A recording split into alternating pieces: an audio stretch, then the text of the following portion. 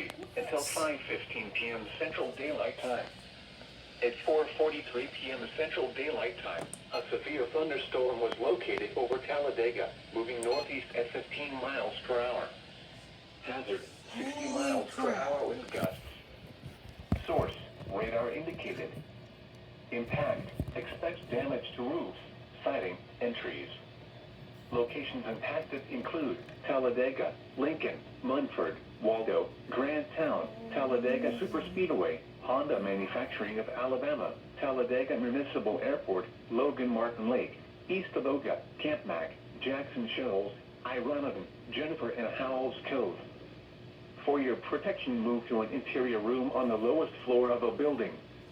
Repeating, a severe thunderstorm warning has been issued until 5:15 p.m. Central Daylight Time for the following county: Talladega, Alabama.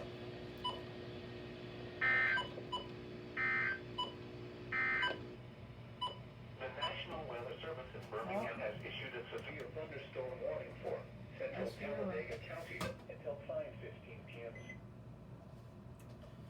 Well, there you go. First SVR of the day. See you guys on the next one. Bye for now.